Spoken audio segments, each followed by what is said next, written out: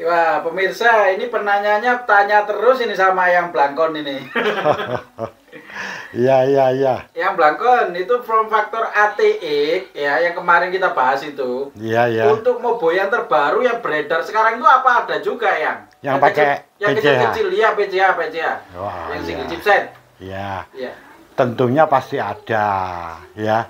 Cuma memang yang dijual di toko itu umumnya yang form faktornya kecil-kecil kayak apa mini ATE kayak bangsa itu ya. Iya, mikro. Terus ya atau mikro lah paling tinggi kayak begitu. Iya. Lah itu sebetulnya itu untuk konsumen rumahan.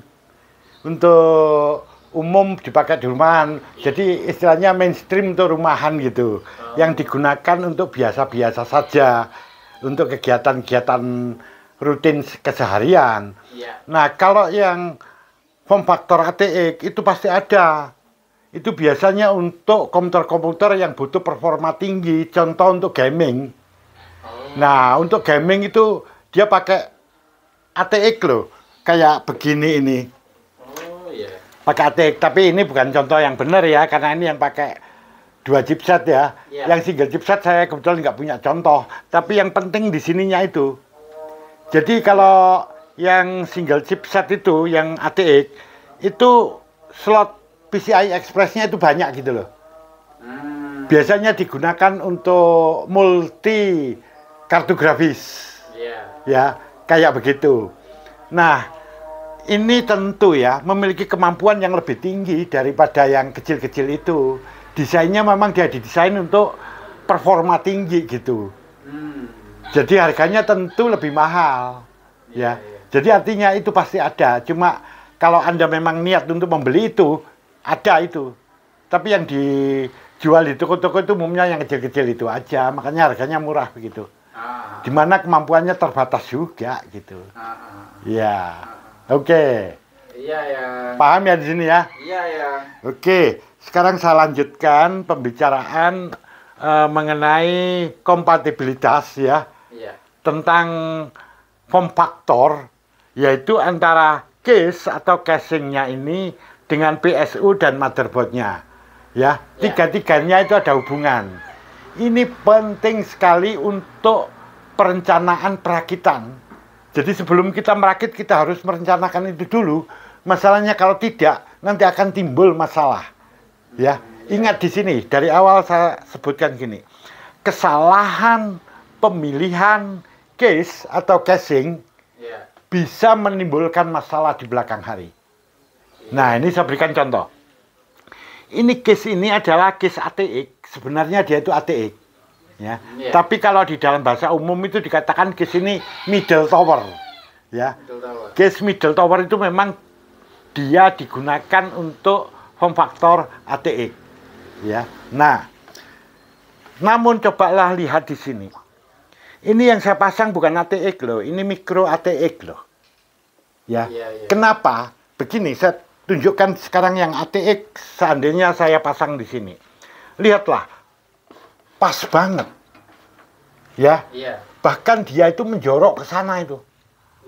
Nah, kalau dia saya pasang ATX di sini, itu nanti saya akan kesulitan. Kesulitan dalam memasang misalnya ya hard disk drive-nya ini ya akan berjubel gitu di situ. Apalagi nanti ada ODD, optical disk drive yang gede itu. Akan berjubel. Saat kayak begitu kalau saya pasang kartu grafis, waduh, sulit nanti. Ya. Dan ini akan menyulitkan dalam maintenance-nya nanti. Makanya saya pakai yang kecil kayak begini. Nah, kalau saya pakai yang besar, itu apa sih yang terjadi ya? Apalagi dengan kabel yang banyak kayak begini. Ini bisa mengakibatkan sirkulasi udara di dalam ini nggak bisa berjalan lancar ketika nyala. Akibatnya di sini udara di sini panas terkumpul di sini. Karena sirkulasinya nggak bagus, karena terganggu oleh apa kabel-kabel yang semrawut kayak begini, dia cepat panas, di dalamnya nanti akan panas. Kalau di dalamnya ini temperaturnya atau suhunya itu sudah meningkat panas, kalau dibiarkan itu akan merusak komponen-komponen yang ada di dalam. Misalnya chip-chip yang ada motherboard, yang ada di motherboard ini akan terganggu juga, akan cepat rusak ya. Memang kerusakannya tidak langsung ya. Iya. tapi butuh waktu begitu. Iya. Ya, jadi membuat dia cepat rusak, tidak lagi awet begitu. Termasuk komponen yang ada di hard disk, chip-chip dan lain sebagainya. Nah, seringkali juga kalau ini dibiarkan dan sirkulasi udara nggak berjalan lancar, komputer tuh tahu-tahu nge-restart sendiri, itu sering. Betul ya. Ya, jadi di sini dengan berjubelnya perangkat-perangkat yang dipasang di dalam dan tatanan yang ini yang semerawut itu mengakibatkan sirkulasi udara tidak berjalan lancar, akibatnya panas, bisa merusak komponen dan bisa mengganggu sistem komputer. Itulah sebabnya di sini saya pakai yang micro ATX, walaupun sebetulnya desainnya untuk ATX. Jadi suhu itu penting ya, Yang ya? Ya iya. Dan itu bisa dilihat kok, kadang-kadang di BIOS itu ada. Oh, betul, ya. iya. Kadang-kadang pakai aplikasi terlihat itu. Terlihat, iya, suhu lingkungannya ini. Iya. Nah, ini penting sekali untuk perencanaan perakitan ya. Iya. Jadi harus seperti itu. Oke, paham? Paham ya? Ya, kalau ada pertanyaan lagi. Iya, terus yang form factor itu kan berarti kompatibilitas antara PSU, MOBO dan casing ya? Iya, iya, iya. Nah, kalau misalnya prosesor itu Eyang, apa ada kompatibilitasnya dengan PSU Eyang? Nah, ya ini sering banyak pertanyaannya semacam itu. Iya. Saya tuh sering ya, kalau datang di mana-mana tuh ditanya, itu pertanyaannya kayak gitu. Iya. Mereka berdebat. Ada yang mengatakan ada itu kompatibilitasnya, ada itu, oh itu nggak ada macam-macam ya. Mari kita lihat aja hubungannya. Kalau di sini PSU kan langsung terhubung ke motherboard. Iya. Dia tidak langsung terhubung ke prosesor. Prosesor. Kalau dia terhubung ke prosesor, itu adalah kabel yang ada di PSU ini masuk motherboard dulu, baru ke prosesor.